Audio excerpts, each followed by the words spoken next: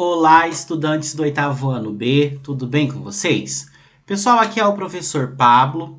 É, Inicialmente, né, já desejando aí um bom retorno a todos vocês, que nós possamos ter um excelente segundo semestre, que no dia 2 de agosto, né, nós possamos aí retornar para as nossas aulas presenciais, seguindo todos os protocolos de biossegurança, né? As aulas presenciais são muito melhores do que essas aulas remotas. Então falta pouquinho aí, falta uma semana e meia. Então esse período aí ainda de aulas remotas, referentes ao mês de julho, né? Será um período um pouquinho mais light. Nós vamos estar fazendo a correção das atividades que estão pendentes, né? Explicando algum conteúdo que ainda falta e passando aí, né? Todas as normas, tudo que for necessário para o nosso retorno presencial e organizando a escola com muito carinho, tá bom? Para o retorno de vocês. Pessoal, então nessa semana, né? Nessa primeira semana aí de retorno de aulas, os professores estão fazendo a correção das atividades referentes à apostila do mês de junho, que foi aquela apostila que vocês pegaram no início do mês passado. Na segunda-feira eu conversei um pouquinho com vocês, né? Mas nós não fizemos correções das atividades, pois era aula de eletiva 1 e a eletiva 1 não tinham atividades pendentes, tendo em vista, né, que foi feito um projeto e o projeto foi desenvolvido por vocês ao longo do primeiro semestre, então não tinham atividades a serem corrigidas. Agora, em ciências da natureza, né, nós temos algumas coisas para discutir e algumas atividades ali pendentes para serem realizadas, tá bom? Então, lá na apostila do mês de junho. Então, verifiquem no caderno de vocês se está tudo certinho. Quem imprimiu a apostila e fez na apostila, também dá uma verificada. Se vocês tiverem alguma dúvida, algum questionamento referente à correção, vocês podem estar entrando em contato comigo no particular, que eu estarei atendendo a cada um, tá bom? Pessoal, lá em ciências, nós estávamos trabalhando sobre o consumo de energia elétrica, tá? Então, nós estudamos um pouquinho sobre as fontes de energia, nós vimos quais eram as fontes de energia renováveis, quais eram as fontes de energia não renováveis, a vantagem, a desvantagem de cada uma, né? O nosso projeto da disciplina de eletiva 1 foi voltado para essa parte de fontes de energia. Saíram vários trabalhos maravilhosos, gostaria até de parabenizá-los pela execução dos trabalhos, né? E nós discutimos um pouquinho nessa apostila sobre esse consumo de energia elétrica nas residências. Então, foi colocado aqui, né? Deixa eu descer ali para baixo. Aqui. O consumo através dos watts, né? De alguns aparelhos eletrodomésticos comuns nas nossas residências, como aparelho de som, geladeira, ar-condicionado, chuveiro, ferro, micro-ondas, a máquina de lavar roupa, televisão, liquidificador e cafeteira. Então são alguns aparelhos comuns, alguns eletrodomésticos, né? Que muitas residências já possuem esses aparelhos e eles consomem ali uma certa taxa de energia. Nós podemos destacar agora, né?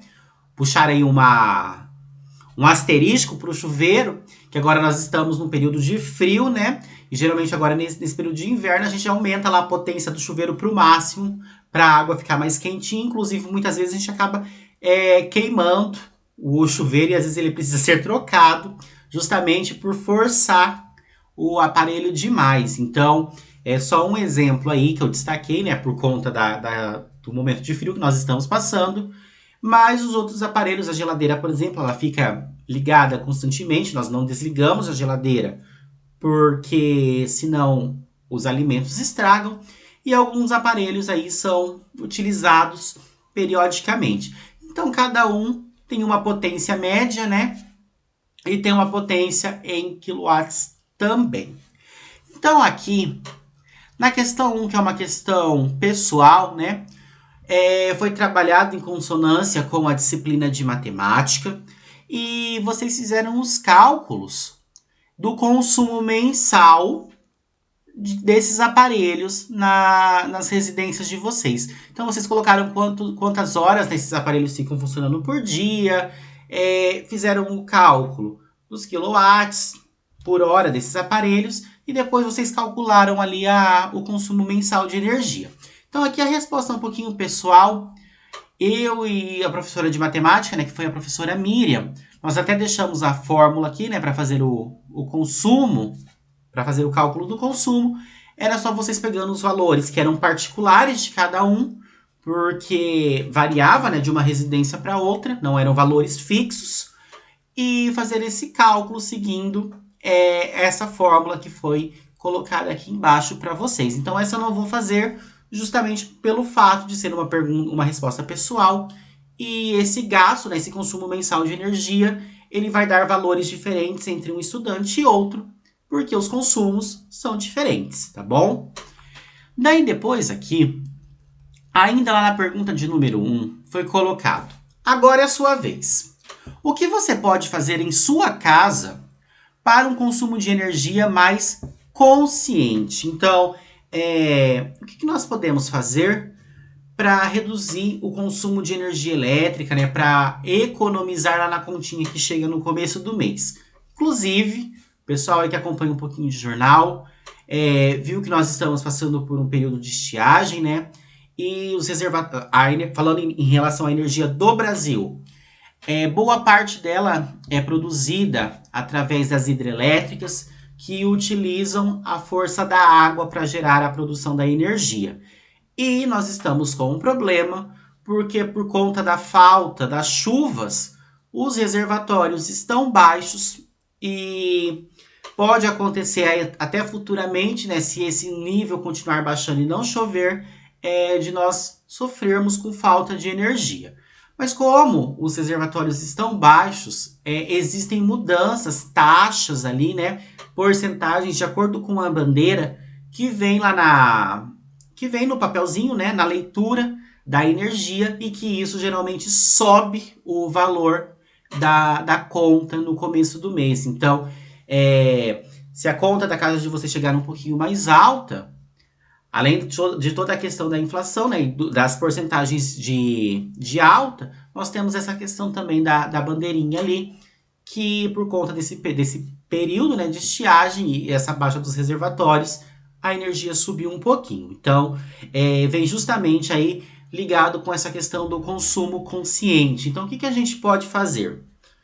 O que dá para fazer que é simples? Primeira coisa, diminuir, falando agora, né, do frio, diminuir o tempo no banho. Então, você não precisa de 20 minutos, de 15 minutos para tomar um banho. Nós estamos no período de pandemia, tá todo mundo ficando dentro de casa, tá frio, a pessoa geralmente não tá nem transpirando, então dá para você tomar um banho ali de uma forma mais rápida. Mesmo que o chuveiro esteja na potência máxima, né, por causa do frio, você não precisa demorar 15, 20 minutos. Você pode reduzir e isso já ajuda. Outra coisa, cuidar das lâmpadas da residência de vocês. Então, não deixar a luz de quarto acesa, luz de banheiro acesa, que às vezes a gente esquece, né? Não tem ninguém lá no ambiente, mas a luz está acesa e ela está consumindo energia. Outra coisa, passar roupa tudo de uma vez. Então, não ficar passando a roupa picotado. Às vezes tem aquela pessoa que gosta de passar a roupa na hora que vai usar. Então, às vezes vai fazer 3 trocas de roupa no dia, liga o ferro de passar, lembrando que o ferro vai estar frio e ele precisa esquentar, então isso puxa mais energia, liga o ferro 3 vezes. Não é legal. Coloca 3 vezes aí multiplicado por 7, né, que são 7 dias da semana. Quantas vezes esse ferro vai ser ligado?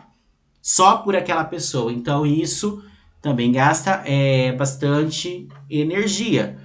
Outra coisa, não deixar a televisão ligada se ninguém estiver assistindo. Às vezes a gente liga ali, vai conversar, vai tomar um tereré, vai lá pro quarto, vai deitar, a televisão tá ligada e ela está gastando energia. Mais uma coisa, a máquina de lavar. Então, juntar, né, uma certa quantidade de roupa para bater, não ficar batendo uma peça individual sozinha ali, porque o consumo de você bater uma peça de roupa e você bater 10 vai ser o mesmo. Então, compensa deixar juntar uma certa quantidade de roupas para depois você lavar. Então, são algumas coisas que a gente pode ir adequando nas nossas casas, né, nas nossas residências, e que ajudam a economizar energia e a baixar o valor lá que vem no começo do mês na conta. tá bom? Lá na pergunta de número 2, né, nós temos um texto que está falando sobre a energia da maré motriz, né, que é a energia das marés, e daí, de acordo com esse texto, vem as perguntas ali. Letra A. A energia das marés é uma fonte renovável ou não renovável? Explique a sua resposta. Então, nós temos, né, que a energia das marés, ela é obtida, maré a gente tem a nível de oceano, né, a nível de água salgada, ali de praia, e ela é obtida pela alteração no nível do mar e das barragens, tá certo? Que nós temos as marés altas e as marés baixas. E não é o ser humano que provoca essa alteração, é uma alteração natural. Então, de acordo com essa variação de marés, né, essa energia ela é produzida. E como é um fenômeno natural, ele não gera poluição, ele não tem ali a interferência direta do ser humano, a maré ela muda sozinha, e é algo que acontece constantemente, nós dizemos que ela é uma fonte de energia renovável e também uma fonte de energia limpa, justamente pelo fato de não estar poluindo e dela ser alternada ali constantemente, né? Isso, a maré ela não se esgota, não tem mês que vem a maré vai esgotar, não existe isso. Então a gente considera como uma fonte de energia renovável por esse fator. Lembrando que além de renovável, ela é limpa. Letra B. A energia das marés começou a ser utilizada quando e onde? Com qual finalidade ela foi primeiramente utilizada? Então nós temos ali, né, que ela começou, né, tem sido utilizada ali desde o século XI, então já tem bastante tempo, né, nós já estamos no século XXI, então do século XI para o século XXI tem muito tempo, e ela começou a ser utilizada, né, na costa da Inglaterra e na costa também da França, lá, né, nesse período ali do século XI. Mas com qual finalidade que ela foi utilizada nesse período? Ela era utilizada, como a gente está falando de água, de movimentação, ela era utilizada para mover pequenos moinhos. Então, essa variação das barragens, né, e essa força que a água tem, era utilizada para fazer a movimentação desses moinhos, tanto na costa da Inglaterra como na costa da França, lá no século XI, tá bom? Continuando aqui, na pergunta de número 3, que já é a nossa última pergunta, está falando sobre a energia solar. E daí, de acordo, né, com esse textinho, de acordo com seus conhecimentos sobre a energia solar, vem ali a letra A, que diz o seguinte: a energia solar é uma fonte renovável? Explique a sua resposta. Então, nós temos, né, como o nome já diz, a energia solar está associada ao Sol. Então, ela é obtida, né, através da captação da energia luminosa que é emitida ali pelo Sol. Então, existem placas que são instaladas no telhado das casas, em Itaporã tem bastante. Essas placas, elas absorvem essa energia luminosa do Sol e, através disso, ela acaba gerando energia elétrica. Por utilizar o Sol, que é um recurso natural, e é considerado uma fonte ali que não esgota, né, até o presente momento, então nós temos que ela é uma fonte de energia renovável. Só que ela depende do Sol. Então, nem todos os dias a gente está com o Sol ali lindo, maravilhoso, raiando. Então, em dias que nós não temos esses raios luminosos, ocasionalmente, né, essas placas elas não vão conseguir produzir energia pela falta da luminosidade do Sol. Então, lembrem que a energia solar geralmente ela está associada à energia elétrica. Ela não vai substituir a energia comum das residências. Ela ajuda e muito, né, a diminuir a conta de energia, porém, ela não faz a substituição. As duas são utilizadas ali em consonância uma com a outra.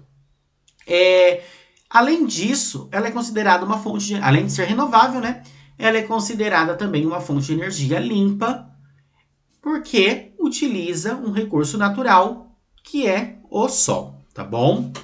Na letra B, diz o seguinte: cite uma vantagem e uma desvantagem da energia solar. Então, nós já vimos, né, que a vantagem é a economia, pelo fato ali, né, dela reduzir o gasto com a energia elétrica nas residências.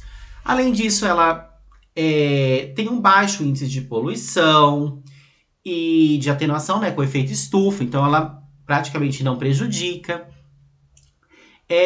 E nós temos como ponto negativo, e daí vem o X da questão, falando a nível de Brasil, que a instalação da energia solar, né, as placas e o processo de instalação, ele tem um alto custo. Então a pessoa ela precisa investir muito inicialmente para fazer toda essa instalação. E isso é considerado uma desvantagem, porque geralmente a pessoa, se a pessoa for mais pobre, né, ela não vai ter esse dinheiro e ela não vai conseguir utilizar essa energia solar, tá bom? Pessoal, então nós fechamos a nossa correção aqui. Como eu disse para vocês, se vocês tiverem alguma dúvida, algum questionamento, eu estou à disposição para atendê-los, tá bom? Do mais, tenham um excelente retorno, boa semana, bons estudos e até logo. Tchau, tchau, pessoal!